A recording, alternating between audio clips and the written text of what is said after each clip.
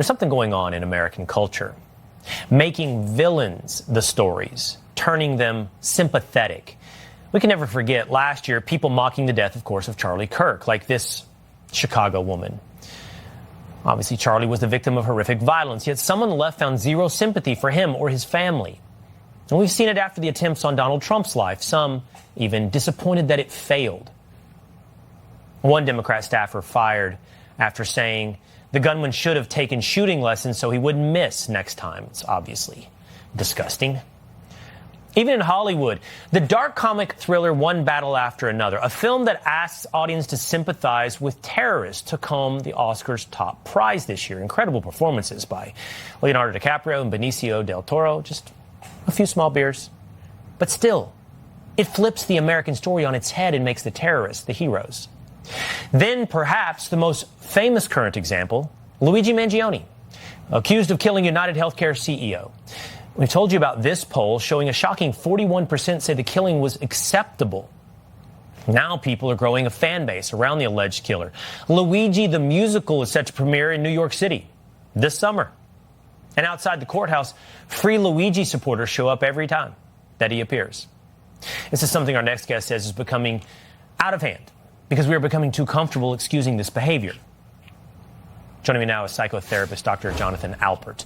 Doctor, thanks for being with us here today. Why is this happening so often in America?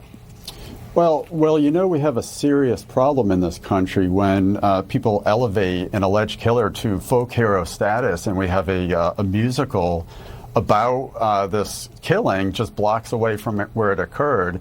And I think we have some people who just have to have a villain in their life. They project their own issues, whether it's anger or anxiety or disappointment with life, onto a figure. So that might be a political figure like Donald Trump, someone like Charlie Kirk, or in this case with Luigi, a CEO of a healthcare company.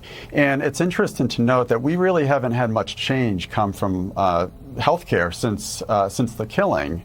No policy has been changed. We have had increased security, of course, with CEOs across the country.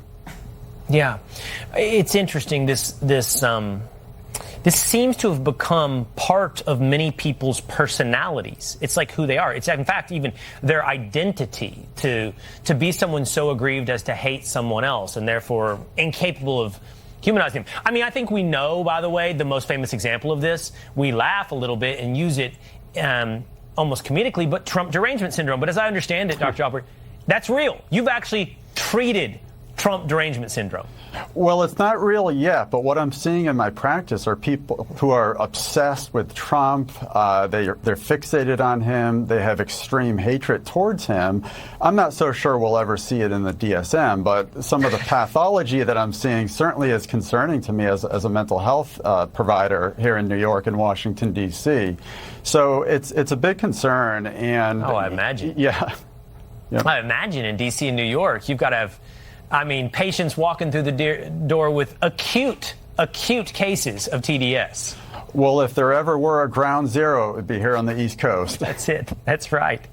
You in New York are the Wuhan laboratory of TDS. You are patient zero, and we wish you the best of luck in getting to its true cause. Maybe somewhere in the jungles of the Upper West Side, you'll be able to find a vaccine and a cure. Dr. Alpert, thanks for being with us. Thanks so much, Will.